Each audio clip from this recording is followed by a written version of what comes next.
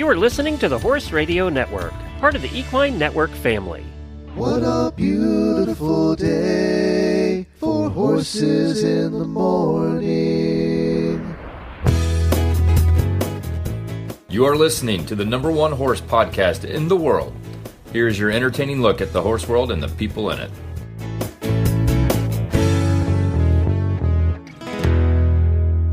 Well, good morning, everybody. I am Glenn the Geek from Ocala, Florida, and you're listening to Horses in the Morning on the Horse Radio Network for Monday, August the 10th, episode 4015 by WERM Flooring. Good morning, Horse World. Thank you for joining me here on Horses in the Morning today. Jamie is off for vacation. She is doing vacation roulette, which is something when your husband is a pilot you can do. You show up at the airport and say, I'm going to take that flight to wherever. So she really doesn't know where she's going. And after her emotional week last week, I don't blame her. I hope they have a terrific time. And I think this is the week before Lucas goes back to school. So I hope they have a great time wherever they end up. In the meantime, today I have a special guest planned for you. We have Smokie Brannaman coming on. He was first in a Where Are They Now segment. He was first on our show back in 2011. And of course, he's brother of Buck Brannaman. Smokie and Buck are the brothers. And we had him on way back when, just to chat. And he's been on a show a number of times since then. And he's a new documentary coming out called High Waves and Horses. And we're going to chat with him about that a little later on. Also, lots going on this week. We have the World Equestrian Games starting in Aachen tomorrow, and I'll talk a little bit more of that after Smokie's interview later in the show. And of course, the Mongol Derby is underway. They started on August the 5th on their 1,000-kilometer ride across Mongolia. You know all about it. We cover it every year.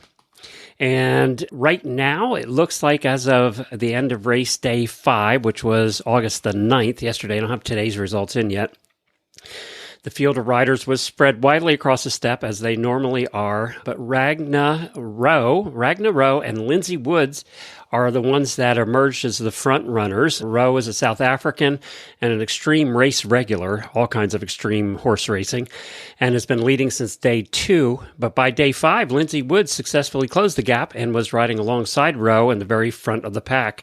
So they are definitely leading the way. I think they were at station 15. At this point, they're a little more than halfway. They have about 275 miles or 440 kilometers to go yet. But the extreme conditions have been the story of this race. The elements are taking their toll. Riders have faced temperature swings from 95-degree heat, where they actually had to pull the riders off course for one afternoon that I know about because it was so hot. They just told them stop riding, and they rode later into the evening.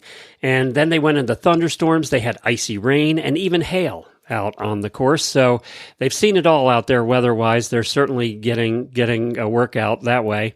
From what I've been able to tell, as of this moment, 10 riders have officially dropped out of the 45, leaving 35 of the original riders out there. It's just been tough, and some of the horses have been tough, and the weather's been tough. It's just one of those days. And some have been retired, some eliminated, some had some health issues that they had to deal with. So I'm sure we'll see. We usually see about half the field that make it to the end. So I'm sure we'll see more drop out before that. And we'll be back here on Wednesday. I'll give you an update on Wednesday where we are. We might almost have a winner on Wednesday. So I'll give you another update on that on Wednesday. In the meantime, let's do some daily Winnies.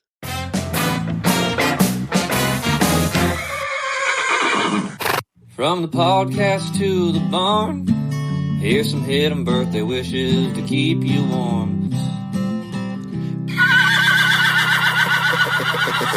We have 3 author birthdays today: Clover S., Rachel M., and Betty F. Happy birthday to all of you. We hope you have a fantastic day. And now we're going to hear from WERM Flooring, and then we're going to chat with Smokie Brannaman. Ditch the mats and upgrade to WERM Flooring Systems. Is the constant struggle with heavy rubber mats getting you down? Do you crave a more durable, easy-to-clean flooring solution for your trailer, barn, or any space, commercial or residential? WERM Flooring Systems solves your problems. Say goodbye to rubber mats and say hello to WERM Flooring Systems. No more liquid seeping through to the wood or aluminum frame. Slip-resistant grip that provides a cushion comfort, extremely durable, built to last and withstand heavy machinery and constant consistent use. Plus, it helps insulate the trailer. WERM Flooring Systems, the perfect choice for applications all over your horse property. We eliminate rubber mats. Visit wormflooring.com to find a dealer near you. Join us as we chat with past guests to find out, where are they now? My guest today is somebody that's very special to the show. He's not going to believe this, but his first appearance on the show was March the 2nd, 2011. 15 years ago. And Smokie Brannaman has been on the show many times since then. You know him as a horse trainer, and of course, we know him in relation to Buck, and we've had him on talking about all kinds of training things over the year. And we're glad to have you back, Smokie. Thanks for joining us. Hey, thanks, bud. Appreciate it. It's been a while. Yeah, you know what? I was just thinking about it. The 15 years since your first appearance. How old are you now? I am going to be 67 on Wednesday. Ah, see, we're both old now. I mean, geez, Smokie, we're getting up there. Yeah, but I'm still young enough to do it again. Maybe not as good as the first time, but I can still do it at least once. I don't know. There's some things I don't think I could do again, Smokie, or I'd want to. You and me both. You and me both. I hope we both learned something along the way, right? Well, so they tell me anyway. So you did something that I was very excited to see is coming out, and I think long overdue, and it is a documentary on you called High Waves and Horses. When did you start working on this? Well, you're not going to believe this, but it's been in the works almost as long as I've known you guys. Oh, wow. Okay. We started this back in 2016. And I did a commercial for Fleet Farm up here. The guy that was the lead photographer and cameraman for that commercial approached me after we got done with the commercial. Said, you got an interesting story. Has anybody ever approached you about doing a documentary? And I said, no, I'm not the famous one in the bunch. Was this before or after his film came out? Bucks. Would have been after, right? It would have been after, yeah. So he said, well, if you don't mind, I'd like to, get some friends together and try and put this thing together. And it's been about a 10-year project, and it's not a major motion picture. It's not produced by a big film company or anything like that. It's a bunch of guys getting together that were interested in the story and just volunteering their time to try and put this story together. So it's taken a while to do, and a lot of different people were involved in it over the years, and we finally got her done just a little bit before the 4th of July. Well, some of the best documentaries are done that way, though, aren't they, Smokie? That's how some of the really good ones are done. Well, it's a documentary about my life of sorts, and it covers about 10 years worth of it. So I suppose that, we'll see what happens with it. Now, does this go back to the beginning with you guys and in that abusive family and then all of that, or does it start with you joining the Coast Guard?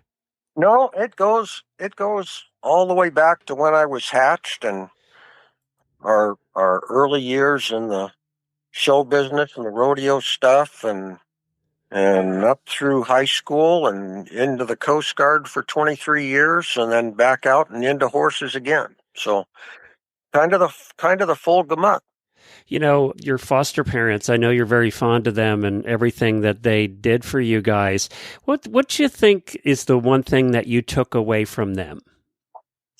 Well, there's a lot of things that I appreciate Forrest and Betsy for, but I think probably the most important thing is realizing from them that there is a way out of those troubled situations, and there's people out there that can help you do that and mentor you and put you on a different path. And I learned that from them, I think, primarily in the beginning. And then I built on that through the years and tried to pass that on to other people. And that's really what I want this movie to show, hopefully, is that you don't have to stay in that bad spot and make it your entire life. There are avenues for getting out of it, and mentors and teachers that can help you get to a better place in life. And hopefully we've done a good enough job with this story to get that point across, because it really isn't a story all about me. It's a story about all the things that transpired in my life to get me to where I am now, and try and recognize the people that were there along for the ride with me. And of course, one of those things along the way was the Coast Guard, and thus the name of the documentary, right? Yep. But Yep. why did a cowboy end up in the Coast Guard? I don't think I've ever asked you that. Well, I'll tell you, Could you even swim? Just out of curiosity. Yeah, oh yeah, I Okay. could swim. I could swim across the pool at the Hot Springs in Norris, but I'd never been on a boat before Oh, really? Okay. when I joined. And well, when I was getting ready to get out of high school, I had a scholarship to go to Montana State to study pre-med vet, and at the time, the waiting list from the 2 years of pre-med stuff was about 4 years to get into a good vet school. And I'm thinking, what am I going to do for 4 years? And by the time I get there, I'm going to forget everything that I learned in pre-med. So, True. and it was either wait 4 years working on a ranch for somebody or do something different for a little while. So I got this card in the mail from the Navy first, and the Navy wanted me to sign up for 6 years to get any kind of decent schooling out of the deal. And then the Coast Guard sent me a card in the mail. So I went and saw them and joined them for 4 years, and strictly with the intention of just seeing some other parts of the world besides Montana, get some schooling, and then 4 years figure out what I wanted to do, and then I'd have some actual money to go to school with. So junk mail got you into the Coast Guard, basically, is what it comes down Yeah, to. pretty much. Pretty much a recruiting card. Yeah. So you spent 23 years in the Coast Guard. What was your role? What did you do?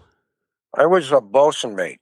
Which means what to us people who aren't sailors? Well, in layman terms, they're the guys that drive the ships and do the law enforcement and command small boat stations and search and rescue and anti-drug patrols and fisheries patrols. We're the nuts and guys. bolts. Yeah, we're the nuts and bolts on the deck doing the job. And were you on boats the entire time? No, I was on ships and small boat stations, and my last duty station I was the cutter and station manager up in Group Sault Ste. Marie in the Northern Great Lakes, and I was responsible for all the stations and the cutters up there, making sure that they were doing their job and operationally ready and doing their inspections. And I was also the command senior chief up there, so I was the senior enlisted person in the group, responsible for all the enlisted guys and working with them and taking care of any problems they would have with personal issues or whatever, and going back to the command and trying to get them on the right path. One of our favorite shows, my wife and I, is Coast Guard Alaska. We watch it all the time, and I think we've seen every episode of it. What was your favorite duty station? Where did you have a favorite? Oh, geez. Well, they all have their good points and bad points. Probably the best station I had was right here in Wisconsin in Sheboygan. I was the officer in charge there. And, I was not only back home where I was born, but I knew I had relatives there, and I was able to do a lot of good things at that station. Was it always inevitable that you were going to end up back in Wisconsin when you retired, or just happened that way? Oh, heck no. No. I mean, I didn't even plan on staying 20 years in the Coast Guard. When I come up on my end of tour at 4 years, I was a qualified EMT and a qualified ship driver and a law enforcement instructor and boarding officer. And I called every police and sheriff's department and fire department from Detroit to the West Coast trying to find a job, and there wasn't any open. And the Coast Guard offered me $6,000 to stay in for another 6. And by that time I had 10 done, so I might as well finish it out. But no, the real reason why I came back to Wisconsin after I retired was basically to get my kids in good schools here in Wisconsin. And once they were out of my hair, then all bets were off. And that took a few more years than I anticipated with their changing career paths and study habits and Doesn't it everything always? else. Doesn't it always? Yeah, yeah. So by the time they actually were out on their own and doing something productive, I'd been here for 8 years and didn't feel like pulling up roots again because I'd made some inroads in the horse world and met a lot of good people and friends that needed some help, and I just decided to stay. So I assume the documentary obviously goes into after you retired and your life after that, training horses and working with people. Yep. I assume it spends some time on that topic. Sure. Yeah. Yeah, it does. How'd you pick? Because there was so much of that time. How do you choose what goes in the movie? That is a process. We've had about 6 cuts come out on it that he wanted me to review, and I've hated all of them except the last one. But when it first started out, it really it took the path of it's all about me, and this is what I did, and where I'm at now, and I didn't want it to focus just on horses and me. I wanted it to focus on all of the options and all of the things that have gone on in the last 40 some years, Mm-hmm. And I didn't want it to focus on the abused child aspect as heavily as a lot of abused child shows run into, Yeah, there's a lot of documentaries for that, right? I mean, right. yeah. Right. I mean, they focus so much on that, but they don't focus on these are the things that you can do to help yourself and help others, and get the word out. And so I wanted to have the things put in there that I've done beyond horses, with working with the vets and working with inner city slickers and troubled kids and 4-H programs and coaching stuff, and training guys in the Coast Guard that might have been on the wrong path in the military and wound up in a court martial rather than making a career for themselves. That's the kind of stuff that I wanted to put in there. And it took some time to convince the director on doing that stuff. It's funny. It's funny that it took time to convince him because that's not controversial, right? It's the good stuff, and for some reason they never want the good stuff. They just want the tension, right? Yeah. Yet I'm glad that you stuck your course because that's the stuff that really matters. You know it as well as I do. You know how many people I've interviewed. I think we've interviewed over 7,000 in the show. Sure. Anytime we ask somebody that's done something amazing, I mean, they've ridden across the country, they've ridden across the world, they won the Mongol Derby, whatever it is, right? Anytime they've done something amazing, when we ask them what their highlight was, they always say the people. Yeah, it is about the people, even in the horse training, by and large, and there's people more famous than me that'll tell you most of the horse problems are not with the horse. Right, they're people. Yeah, we say that all the time in the show. They're people problems. Right. Yeah. And and it might not be a problem that's noted by a lot of people, but it's a little thing that might be bothering them some other place in their life that reflects back on what they're doing with their horse. Well, and yet, too, for you and I and for Jamie and for all of us, if you ask me what my highlight of the 18 years, we just had our anniversary, 18 years of Horse Radio Network is, I would say it's you, Smokey. It's the people, right? It's the people we've met. Our best friends now are from what we do, and same with you, I'm sure.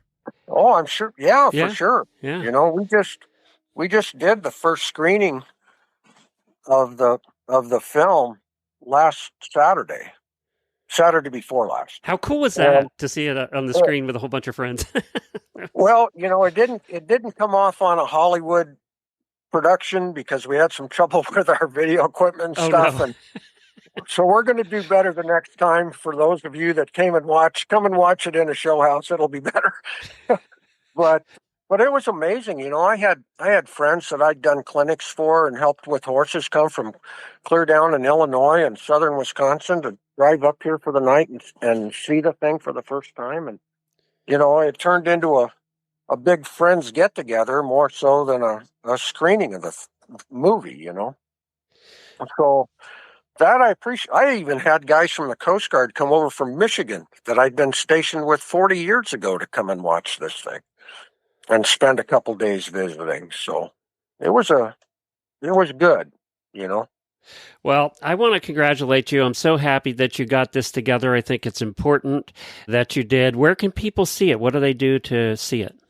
Well, right now we're entered in a couple of film festivals here in Wisconsin. The first one, if we get accepted in them. Now everything is still floating on this thing, other than I got it in my hand.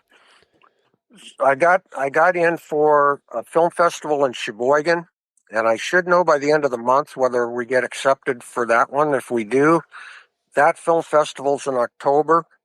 And then we have an international film festival in Weyauwega, Wisconsin, that comes out in November.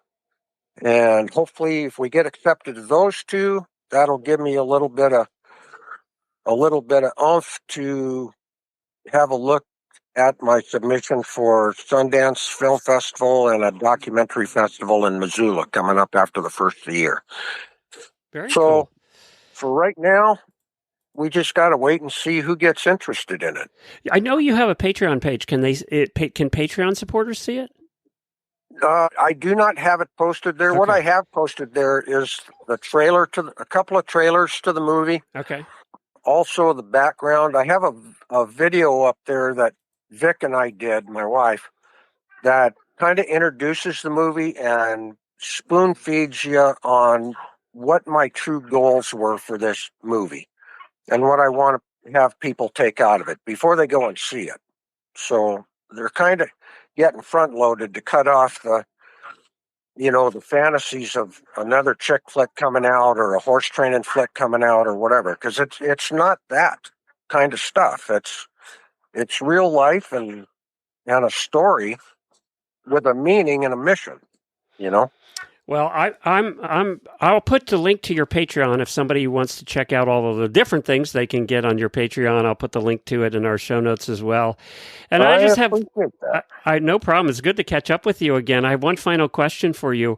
How many times in a year do people think you're Sam Elliott? You must get that. Oh, yeah, I do. You must. Probably. Well, when I was really busy and doing a lot of clinics, I'd get it about once or twice a month. I bet you would. If we put the two of you side by side, there's two cowboys that look a lot alike. Well, I wish I had known him personally. He might be able to help me promote this film a little bit. And we wish we had Sam Elliott money, that's for sure. Yeah, for sure. Well, he's not Sam Elliott. He's Smokie Brannaman, and we'll put a link to his Patreon in the show notes as well. Smokie, it's so good to catch up with you again.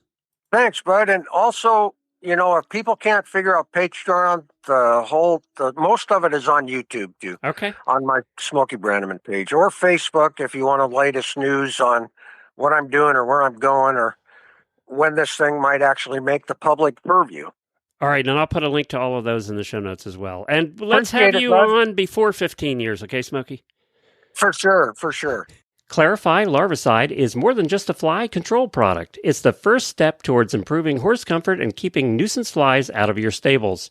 This feed additive uses an active ingredient that passes through the digestive system of horses where it stops flies in their larval stage. By using Clarify Larvicide as part of an integrated pest management program with Starbar products, you'll get more support, more expertise, and more control. Visit centralflycontrol.com to learn more or contact your local feed dealer. That's centralflycontrol.com. Well, Wednesday, Ashley's going to be here, and we'll have a couple of guests for you on Wednesday. And then Friday, I have a very special guest joining us from Aachen, who's going to give us a report on the eventing at the World Equestrian Games. I actually reached out to Samantha Clark, who is not going this time, who is my old co-host for the 2 World Equestrian Games shows that we did for 2010 and 2018. But she's not going to be there, but she said she has a good friend, and he is going to be a lot of fun. I've been chatting with him on Facebook. He's going to come on Friday and give us a report report of how everything's going in Aachen. Dressage and Eventing and Vaulting are all this week. Dressage and Eventing start on Tuesday, and Dressage has 91 horse-athlete combinations. 34 nations are participating in total. The U.S. Dressage team is made up. There were some changes here at the last minute with horse withdrawals and things. Ashley Holzer is riding Halton's San Floriana. Christian Simonson is riding Flo de Boyan. Megan Davis is riding Toronto Lightfoot, and Casey Perry Glass is riding Heartbeat. So that's who will be competing for the United States team. And I know we have a lot of people that listen from a lot of different countries, but I don't have the time to list them all. So most people listen from the United States. That's why I'm doing that. In eventing, there are 88 horse and athlete combinations set to compete. There are 27 nations participating in total. For the United States, we have Will Coleman riding Diablo. We have Philip Dutton riding Passante. We have Boyd Martin riding Cooley Nutcracker. We have Carolyn Pamuco riding HSH Blake, and Tammy Smith riding Lillette. So that is who is representing United States there. As far as vaulting, I don't have the individual participants' names, but there are 20 different countries going to be participating. That a lot of times doesn't get decided till the jog up, so we'll see exactly who's going to be competing there. Vaulting was one that in the last couple of World Equestrian Games that we covered, we interviewed a lot of the vaulters, and I was the one assigned to spend time at the vaulting, and I got to tell you what, I absolutely loved it. I enjoyed it. It was air conditioned, especially when we were in North Carolina. Oh my gosh, it was hot, but I was in the air conditioning. It was a lot of fun. I did cover that. I enjoyed it thoroughly. It was a relaxing afternoon watching them do some amazing things on horseback. This is being covered on FEI TV, which works with Clip My Horse. So I don't know. I think you have to pay for it. I'm not sure. I think there's some things for free, but if you want to see other things, you have to pay for it. You'll have to figure that one out. I couldn't quite figure it out. So you can watch it all week long. I know that's what my friend Samantha will be doing. So that's going on right now. A lot happening right now. We'll be back here on Wednesday with Samantha with a brand new episode, and then I'll have a fun one where I do an interview from Aachen on Friday, and then maybe we'll do a best of really bad ads. So that's it for today. Thank you for joining me. I really appreciate it, and thank you, auditors, for your support. If you want to become an auditor, just head on over to horseradionetwork.com. Scroll down in the middle of the page on the left-hand side. You'll see a block that says Become an Auditor, and for as little as $3 a month, you too can join the party. Take care, everybody. Be safe.